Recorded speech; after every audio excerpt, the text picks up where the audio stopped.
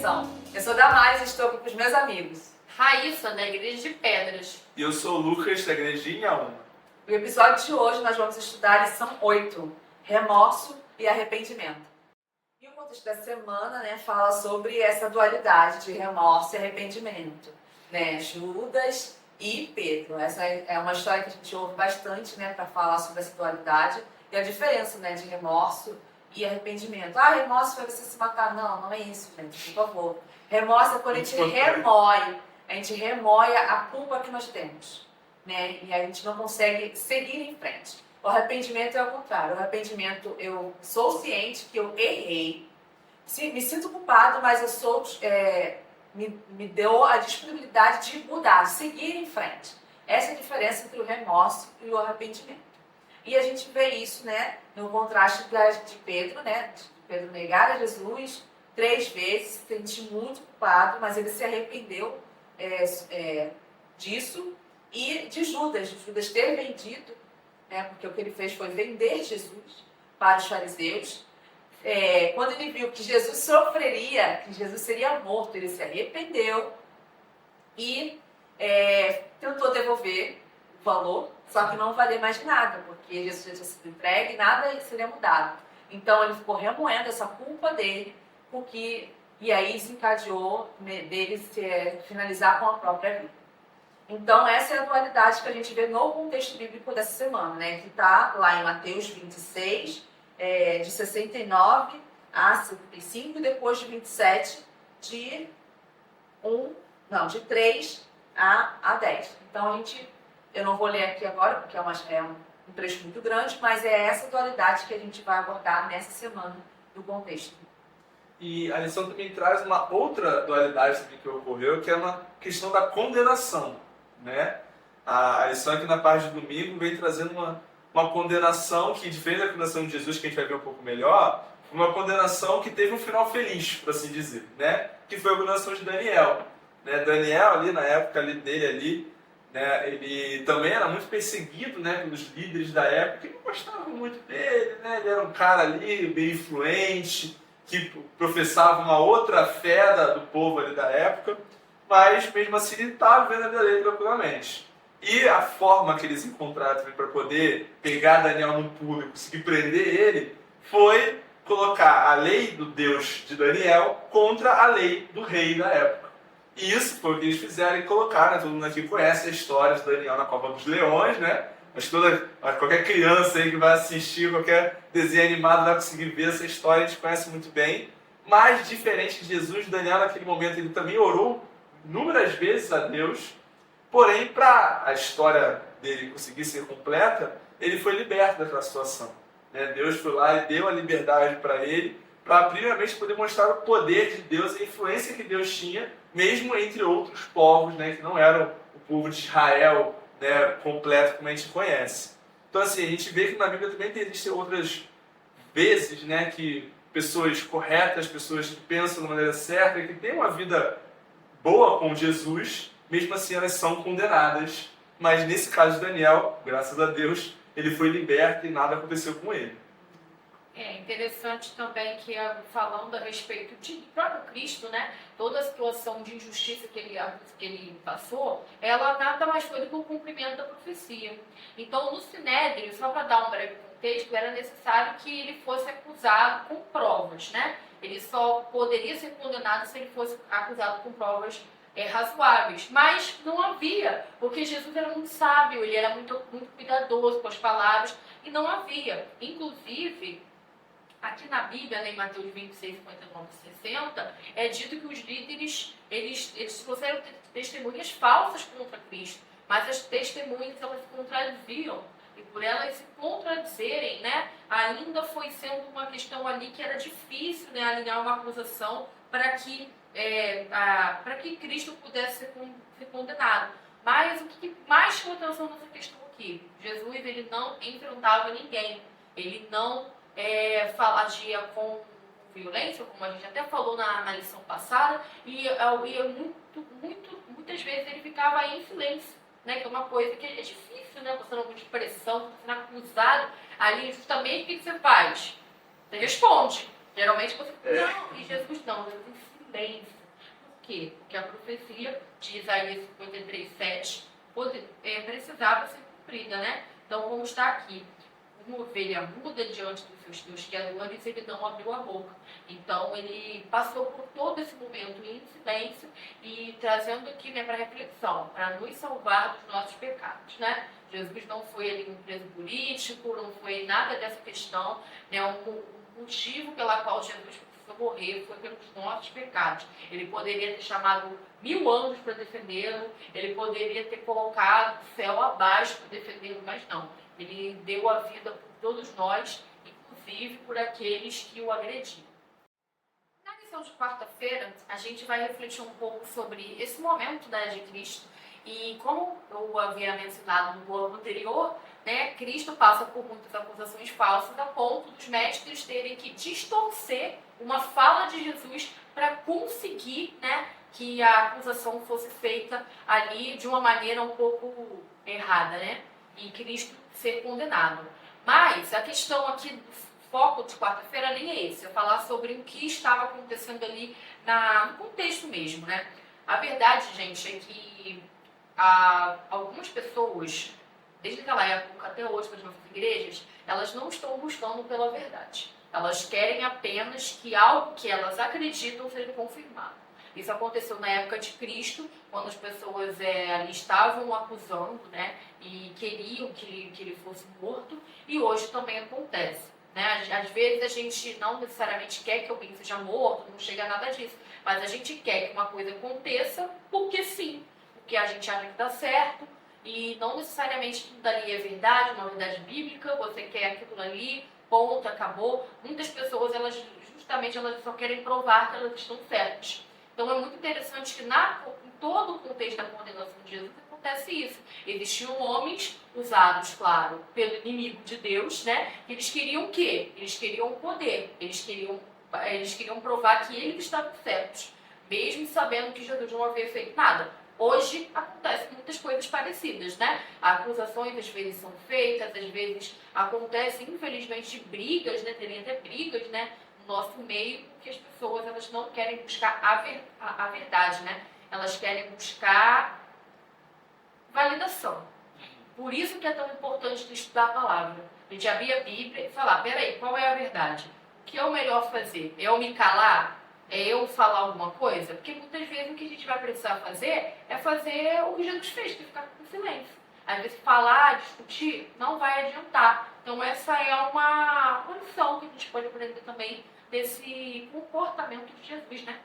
Sim, e enquanto Jesus estava sendo julgado no Sinédrio, né, a gente vê lá em João 18 que naquele momento que Pedro negou Jesus, ele estava ali no pátio e as pessoas ali sabiam que Jesus estava sendo julgado. Então, se Jesus estava sendo julgado ali, Pedro teve medo, mesmo ele estando com outro discípulo, como fala ali em João 18, Pedro teve medo de também ser julgado e também ter a possibilidade de ser morto.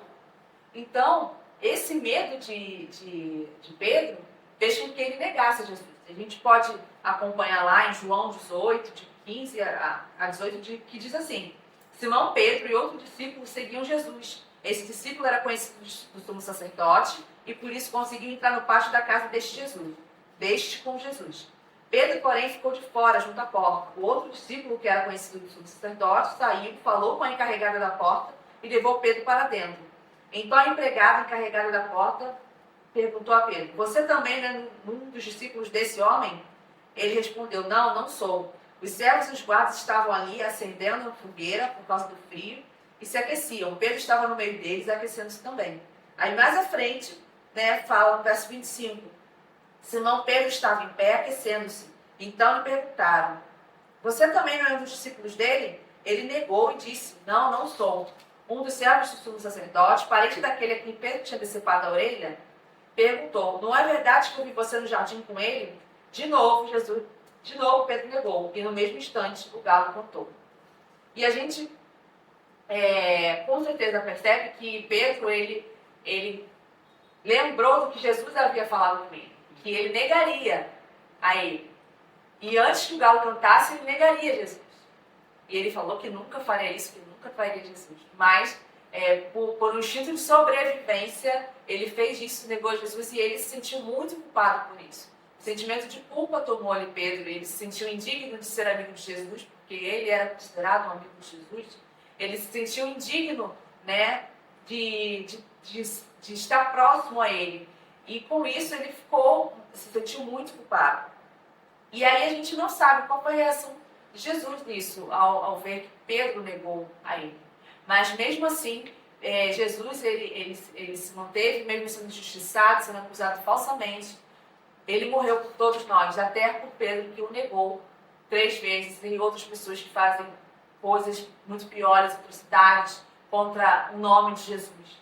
Né? Mas a gente precisa entender que às vezes nós fazemos coisas erradas, nós erramos, sentimos um sentimento de culpa e nós tendemos a nos afastar de Jesus, achando que nós não somos dignos de estar na sua presença, de estar com Ele, de estar em comunidade na igreja, e acabamos nos afastando.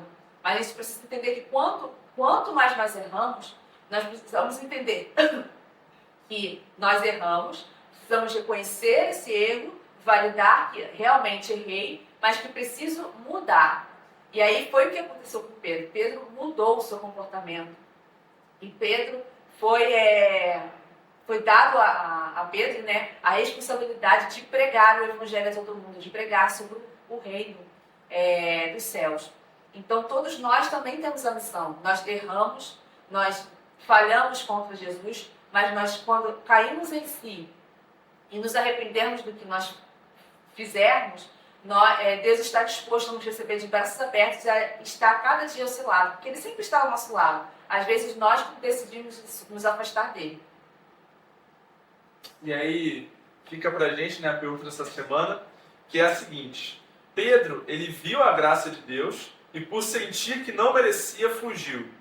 E aí, a vergonha já fez você fugir da graça de Deus? Bem, então tinha lá Pedro de um lado e do outro lado a gente tem Judas, né, que foi a pessoa com quem traiu Jesus. E a lição traz aqui uma visão muito interessante. Normalmente a gente tem a nossa visão de Judas, né? Miserávelzinho, foi lá, entregou Jesus para meia dúzia de moedas, e é isso aí. Só que a lição traz uma outra visão, que é a visão de Judas naquela situação. Porque, na verdade, Judas ali não queria realmente a morte de Cristo. Ele não queria que Jesus morresse naquele momento, pelo contrário. Né? Desde o primeiro momento que Judas conheceu a Jesus e começou a andar com ele, ele queria que Jesus ascendesse, fosse o maioral, para assim Judas também ascender socialmente. Né? Ele se tornar uma pessoa poderosa ali ao lado de Jesus. E a lição traz aqui que muita da motivação dele de poder chegar ali e entregar Jesus, né, aos fariseus, veio muito também do momento lá na Galileia, de quando depois que Jesus lá alimentou, né, as 5.000 pessoas e tudo mais, todo mundo queria coroar Jesus como rei daquele momento, só que Jesus recusou e se retirou. E Jesus ficou assim: não, que isso, não, ele tem que ser rei, não pode, isso não pode acontecer, ele tem que virar rei e tudo mais.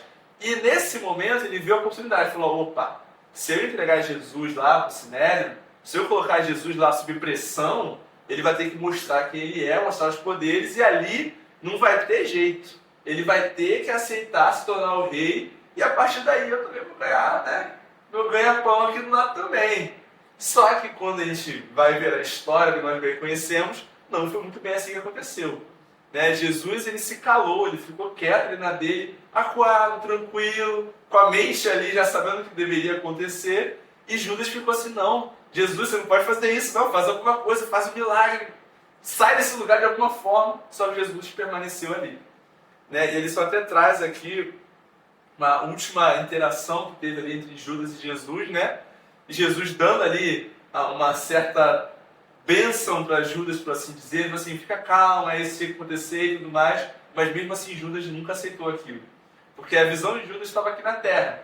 E eu imagino, particularmente falando, que ele estava muito mais chateado pelas coisas que ele perdeu, no sentido de: nossa, agora não vou ser mais nada aqui na terra, do que realmente com a morte de Cristo. Então assim, a gente vê que muitas das vezes a gente deixa as nossas vontades humanas, as nossas vontades carnais entrarem por cima das vontades de Deus.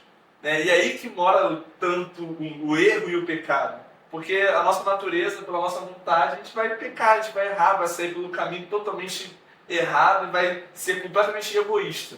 Enquanto Jesus ele quer que a gente seja altruísta, que a gente pense no próximo, a gente tenha empatia, que é algo que é muito difícil a gente ter. Então, assim, eu acho que essa lição como um todo vem trazendo para a gente a questão do arrependimento, principalmente, que é a virada. Né? A gente está ali no caminho errado, está seguindo, fazendo as coisas erradas, como ele falou que não queria fazer, como Pedro fez. Mas quando a gente percebe o nosso erro, é a gente voltar atrás e falar, não, vou seguir para outro caminho, que é o caminho que Jesus mostra pra gente. E aí, até no final da lição fala aqui, ó, às vezes a gente tenta encaixar Jesus nos nossos planos, só que é ao contrário. Ele tem planos prósperos para nós, como diz lá em Jeremias 29:11, que ele tem planos de alegria, melhores planos para a nossa vida. Então, que nós possamos, né, a cada dia, entender que a nossa vida depende dele e que os nossos planos sejam de acordo com a vontade dele. E, para finalizar, né, gostaria de pedir pro pessoal também para seguir aqui no YouTube. Só descer um pouquinho rapidinho. No Spotify. Não esqueça também de seguir o nosso canal no Spotify. Se você ouve no Spotify, se você vê no YouTube. Compartilhe também no Manda no WhatsApp, grupo de jovens de Instagram. vocês aí que Exatamente. tem. Com certeza deve ter um grupo de jovens aí que fica Tem. fofocando. Pode jogar a gente lá também no meio do grupo. Não Compartilhar nas redes Compartilhar nas redes sociais também. A mensagem precisa ser falada a todo mundo. Então, ajude aí. E para essa semana, né, no mês de agosto, a gente sempre faz um movimento do Quebrando o Silêncio. E esse ano, o Quebrando o Silêncio, ele fala sobre a violência contra idosos. A gente vê que existe tipo de violência para todas as épocas da nossa vida, infelizmente. Mas esse ano está focado na violência contra o idoso. Então, eu vou falar aqui sobre a violência contra o idoso, mas também a violência contra a criança, contra o adolescente, contra a mulher. Qualquer tipo de violência, seja ela um assédio, um abuso, uma violência patrimonial, ela precisa ser denunciada, ela precisa ser levada à polícia, à questão jurídica. É muito importante, principalmente na questão de abuso e assédio. É preciso ser levado à questão criminal, porque abuso e assédio é um crime. Então, que no Quebrando o Silêncio não seja só essa data de agosto que a gente fala, vamos lá, vamos lutar pelos idosos, vamos diminuir a violência contra os idosos, distribuir revistas, não, mas que isso seja um movimento nosso como cristão, como pessoa, que nós precisamos proteger e amar uns aos outros, e isso faz parte de protegermos e cuidarmos uns dos outros, de viver em unidade. Às vezes isso pode acometer dentro da nossa família ou da nossa própria comunidade de fé, mas isso é preciso ser denunciado à polícia. Com provas é preciso ser falado. Se alguém falar que sofreu uma violência, é preciso levar essa pessoa a um auxílio. Então, qualquer violência, tipo de violência contra o idoso, que é o caso do Quebrando o Silêncio desse ano, contra a mulher, contra a criança e adolescente, por favor, denuncie. E nós vamos orar para que nós possamos, que essas pessoas possam ser protegidas, que vivem em estado de vulnerabilidade, que vivem, infelizmente, né, que nós sofremos num mundo que já é maligno, que sofre momentos de violência, que a gente não conhece, que a gente não sabe, mas que Deus possa estar amparando cada uma dessas pessoas. Oremos. Senhor Deus amado Pai, nós somos gratos pela oportunidade de falar da Tua Palavra. Abençoe, Senhor, todos que estão nos ouvindo, nos assistindo, as famílias que estão aí do outro lado, que, sabe, essa mensagem, né, que a gente prepara aqui com tanto carinho, esse podcast, ele possa chegar para várias pessoas, as pessoas que realmente precisam ouvir, Senhor. Pois o sacrifício de Cristo foi por todo mundo, inclusive por aqueles que talvez a gente ache que não mereçam salvação. Então, que essa mensagem bíblica, né, possa chegar aos corações de todos, que a gente possa praticar, né, o que a gente está aprendendo, que a gente possa praticar o que a gente está estudando. Não é fácil, sabemos que não é fácil, que a gente falha, mas o Senhor está nos conduzindo. Conduz a tua igreja até o céu, seja com esse grande evento da nossa igreja, que é o Quebrando o Silêncio, que a gente possa também continuar falando sobre esse assunto tão importante, Senhor. É o que pedimos e agradecemos em nome de Jesus. Amém. Amém. E esse foi o Lição em Ação.